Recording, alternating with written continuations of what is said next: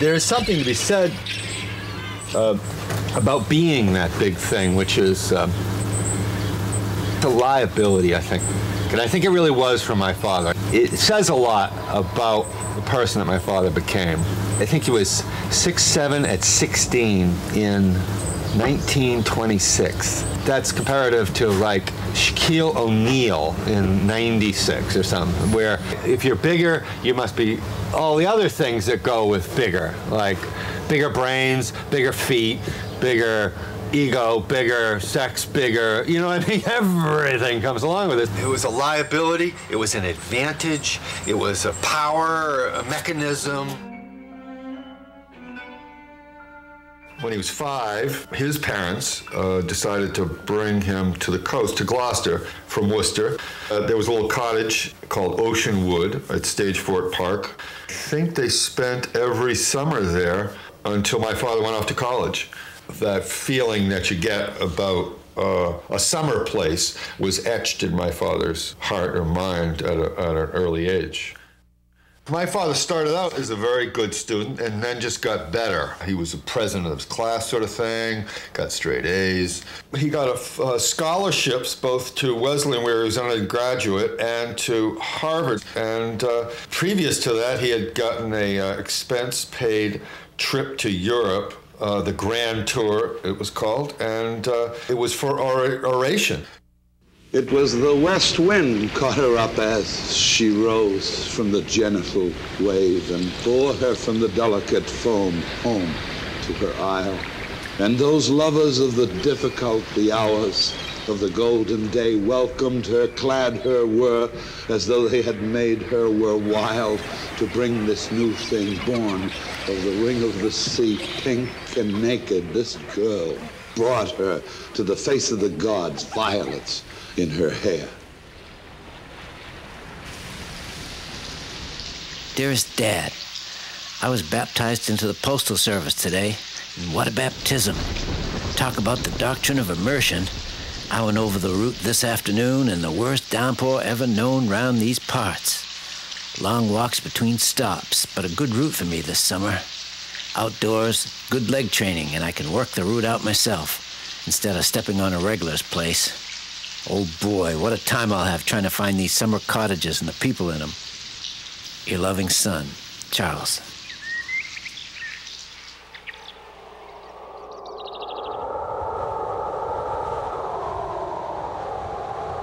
Olson never forgot what the United States Post Office taught him to do, to understand an urban landscape in terms of not only streets, but patterns of street addresses.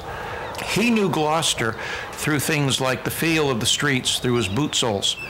And most letter carriers notice all sorts of things. The condition of sprouting plants in a garden, the sleeping dog, the newspaper left over from yesterday on the front porch. The local environment is the prism through which anyone's understanding of the cosmos is filtered.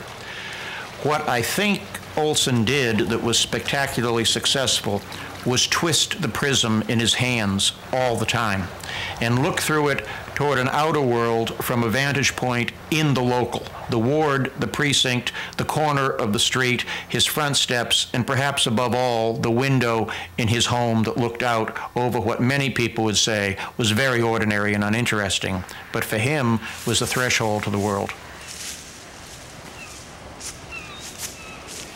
Olson's father was going to a postal convention. He was a mailman in Worcester, and he had this beautiful suitcase that, again, his parents had bought for him. His father wanted to borrow it to take to the convention so he would look good, because otherwise he just had a beat-up bag. Olson said no. The sad part is that his father then left the house and had a stroke and died a day or two after that, I believe, but without ever saying another word to Charles. Death alone defines life. And death is more than breathlessness or chance as it is on land these civilized days. When you come to grips with death, you've got more of a hold, slippery though it always is on the inescapable phantom. I guess I came to see, to live with men who unawares do that every day, even though I know I myself will continue to live landed and civilized. But there's something more, and I think that's why I'm here. As I passed up the wharf and saw Ben Pine talking to a gang of men sitting on the old spar, there was nothing unusual in that. But on my way back, Piney stopped me with, "Olson, you want to go sword fishing? Here's a man who will take you." And beside him stood a medium-tall, youngish-looking man in a clean white shirt and a turned-down straw hat. "Yes, come along." And it was over.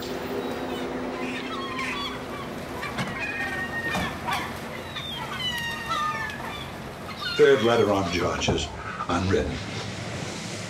In this place is a poem which I've not been able to write, or a story, to be called The Eastern End of George's, about a captain I knew about, as of the days when it was important to race to market, to the Boston market or directly into Gloucester, when she had fresh fish, and how this man had such careful charts of his own, of these very shallow waters along the way to market, if you were coming in from the winter cod grounds on the eastern end. The point was to cut the corner if you were that good or that crazy, though he was as good as they come. He even had the charts marked in different colored pencil and could go over those rips and shoals dug out in a storm, driving a full loaded vessel and down to her deck edge. It is a vision, or at least an experience, I make off as though I have had, to ride with a man like that. But the roar of this guy going through the snow and bent to a northeaster and not taking any roundabout way off the shoals to the north, but going as he was, up and down dale like a horseman out of some English novel, makes it with me. And I want that sense here of this fellow going home. To get your legs, to get your land leg after weeks at sea, it's some funny thing to come onto earth again. And I think also the great thing is that funny moment you leave it. This is the way I might talk to a fisherman. I've had to learn the simplest things last, which made for difficulties. Even at sea, I was slow to get the land out or to cross a wet deck. The sea was finally not my trade. At it, I stood estranged from that which is most familiar. Olson writes at the beginning of Call Me Ishmael, "I take space to be the central fact to man born in America."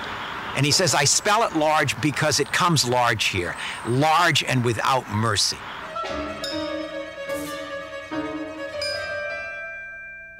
When the first settlers got here, they were terrified by this open space. They were terrified by the wilderness. The corollary of that terror is to subjugate it, is to take it down. Bring it to your scale. I mean, the Puritans tried to turn the wilderness of New England into an English garden.